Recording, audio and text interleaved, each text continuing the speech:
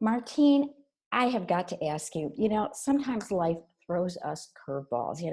We all have them as women, mothers, entrepreneurs, and everything. And we've all had to overcome some sort of obstacle in our life. And, what are one of the things that you have done to overcome some of your own obstacles? Well, I probably relate to recently, a couple years ago when we had Hurricane Harvey. It flooded out my shop. I lost all of my vans. Had I not been in business for many, many years, I probably would have gone out of business.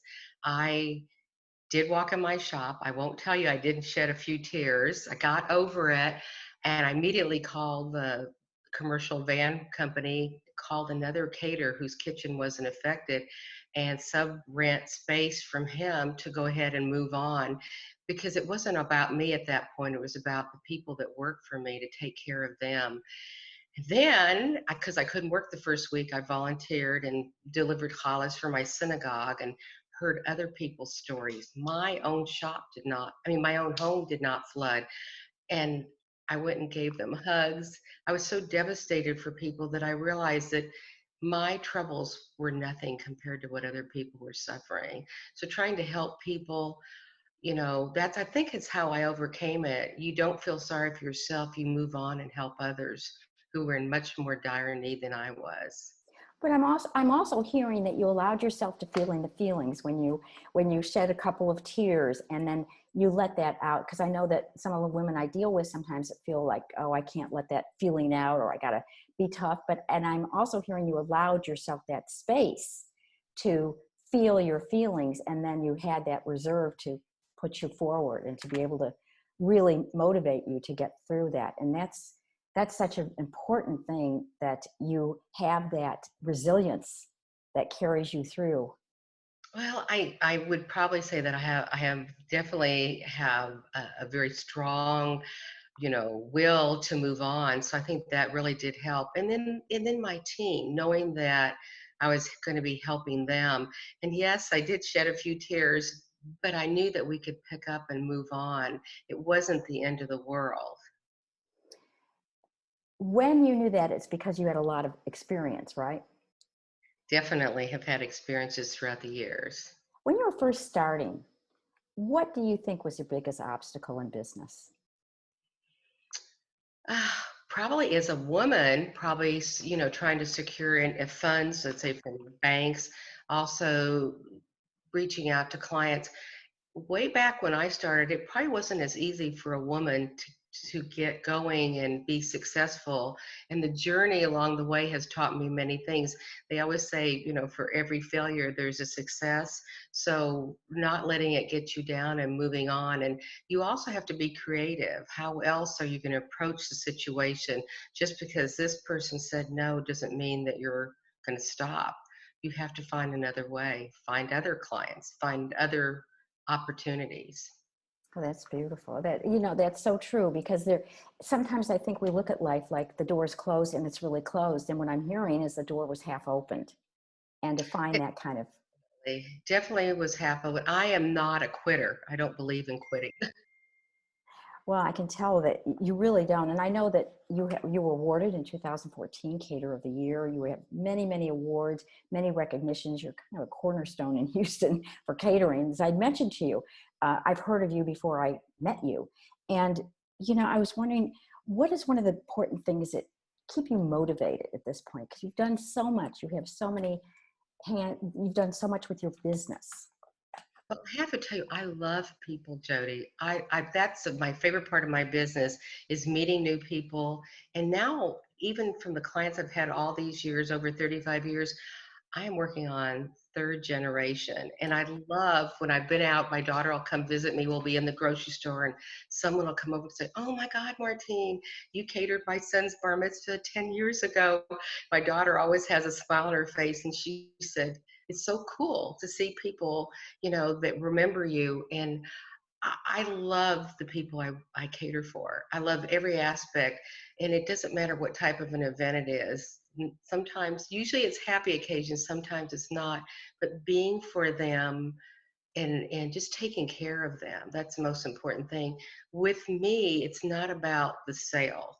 It never has been, because I have actually talked people out of ordering things, and I say, you really don't need it. Why? It's not, even if they can afford it, there's no point in it. So I feel that they know they can trust me, and I'm very honest with them.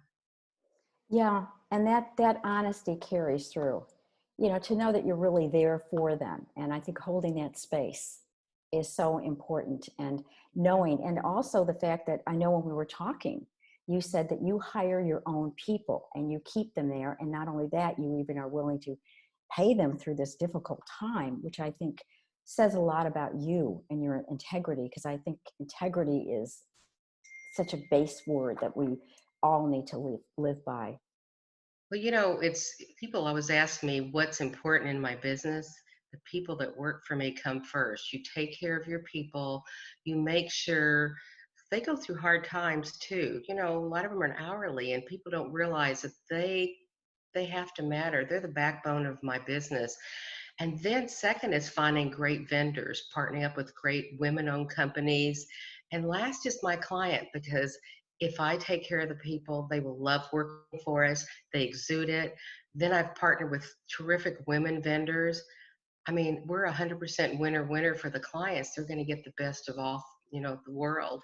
And our events run smoothly because our people care. I can believe that because I've heard nothing but wonderful things about you. What made you branch out? It's so interesting to me because you started one way, from what I understand, and then you do planning too. You do everything. What We made do. you get? Yeah, it's kind of interesting how you've kind of evolved. I remember years ago that we were catering a wedding for a sister of a corporate client, and they ordered their own wedding cake. And I have to tell you, this is one reason you try to do a full service. The wedding cake never showed up. And I had to find somebody before they got back, because I had to make something happen. So I remember, I don't know how we got hold of a parent or someone, and they tried calling and no answer. So what do I do? Just say, well, they're not going to have a wedding cake? I knew of a baker. I picked up the phone. I said, is there any? He said, yes, we do have a cake. I have no idea what she ordered. I didn't even know she had a groom's cake. So I immediately said, what can we do? Do we need to pick it up? I told him what happened. Before the wedding party or anyone showed up, we had a wedding cake and we had a groom's cake on the table. The bride did see it. She shed a few tears. I told her, don't worry, you'll laugh years to go. Don't ruin your makeup. And I saved the day. After that, I realized that unless I could count on a vendor, I was going to do it myself. So we tend to do full service, but we do pull in other vendors, obviously women owned companies as much as possible. Yeah, and that's one of the things that I think is so wonderful because once again, I feel like we're getting back to that theme again, that the door is not closed, it's always half opened. And there is, even if we don't even see it, because look at what you did. You got with it, you found that cake, and you even helped her, the bride, through it. That wasn't the end of the world. You're right, she's probably laughing at it right now. She probably is. It's so true. And what is something that you would tell somebody who is just starting out business, young, and not knowing anything about, let's say they want to go into catering, just for example, what would you tell them?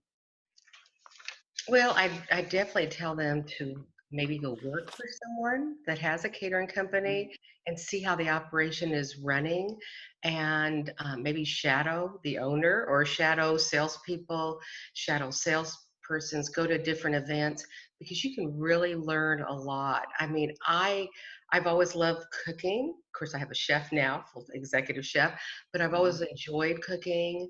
I love being creative, and I love listening to what people, you know, kind of their expectations, and then kind of work through it and present them with my ideas.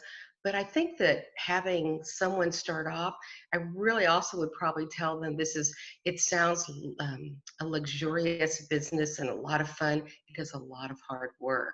I'd probably be upfront and honest with them, and then tell them to go to work for someone else. And they will learn confidence, they'll learn the monetary value of what they would have to invest in. And And probably the biggest important thing is learning confidence to move forward through obstacles, as you mentioned, and to be successful that way as well. I'm a big believer in networking. I think networking is so important. I went actually networking of the year several times because I think it's really, there are people out there who can help you. I could pick up the phone to pretty much anyone in my networking groups, and they will be more than happy to answer a question, maybe give me an insight into a company or maybe a contact. It is so important. And then remembering that they can call on me. I've had people ask me questions. They may not be using me, they may have an idea or want to know how to cook something. Of course, I'm going to help them. We're, helping each other with what's important in life. Yeah, and I'm hearing that collaborating and being willing to receive. That's to me so important because sometimes, I don't know about you, but sometimes I know in the past I've thought I've had to do things on my own.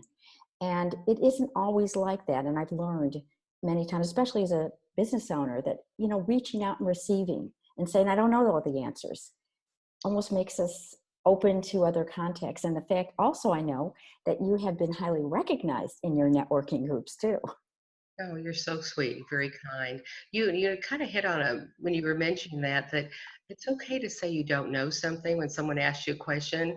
You can always go and say, "I will find out and I'll get back with you." I've actually taught my kids both that. If you're in a big setting and people, whether I've been doing a cooking demonstration, somebody asks you a question you don't know, it's okay to be honest and say, "I don't know." No one has to have all the answers, definitely. Well, yeah. And this is a funny question, but if you were to collaborate, just say with somebody, what kind of person, woman would you even think of collaborating with? Not even that you're going to, but just hypothetically. Oh, I'd want to collaborate with someone who's very outgoing, who has a wonderful personality and exudes confidence and is warm. You can feel the warmth of that person. And probably that, not just only confidence, that's a leader in their field. Because I'd love to partner with someone like that. It's someone that I probably would look up to, not even just to partnering. And I know that I'd have the best of both worlds, let's say for my clients, being able to work with someone like that. Would the person have to be you said leader, did you mean a leader in your industry or you mean just a leader in general? No, just in general. Yeah. It wouldn't even have to be someone that would be using in my own business, but just to know someone like that, it's amazing when you surround yourself with people like that. It actually, I feel, boosts your confidence and it makes you feel better about yourself because, surrounding yourself with someone who is positive, who has that great energy. Yeah, that is so, so true. If you were to design, let's say, a mission for the world, for all women in the world, now this is a biggie. What do you think you'd think of? What do you think you'd maybe wish on all the women and something that they would really just get, some sort of universal message of some sort? Mm, Never give up. Never give up. There's always a tomorrow. Um, know that you might have to take baby steps, but there is a light at the end of the tunnel. Everyone goes through things in their personal lives, in their businesses, and with their families. And it's okay because there will be a tomorrow. You will succeed. It's not over just because you're having a bad day or something horrific like Hurricane Harvey or like now, COVID-19, the pandemic. It's not over. We all will survive. You have to be creative, which is some things that we've had to implement. You know, a catering business is not like a restaurant. People will go back and eat out, but if you've lost all your events and people are afraid to get together and more than 10 persons, how do you do that when I'm used to doing large events on a weekly basis? We've just had to be creative. And I feel that way for everyone else. The message out there is stop, think, listen to others, maybe giving you ideas, and then you'll move forward and you will be successful. Yes. How true that there is always hope. And that's one of the things I always tell people, that no matter how dark it seems, I always say the sun might be hidden, you might see the clouds, the sun's still there, it's just hidden. And I really, really appreciate you sharing. And is there any I got to know this actually. Who or what inspires you? I have to ask. Who or what inspires me? Yeah, yeah. Hmm. Well, there are several people who inspire me, but one probably would be my own family, my kids. They inspire me on a daily basis. My 90-year-old mother inspires me because she's gone through a lot in life, and she always has a smile on her face. And no matter how tough life can be, or sadness or things going on, that she gets up every day that the day is going to be a beautiful one. Now, what more inspiration could I ask for? And my own children, they have been there for me and I'm there for them. And I feel inspired by my own family.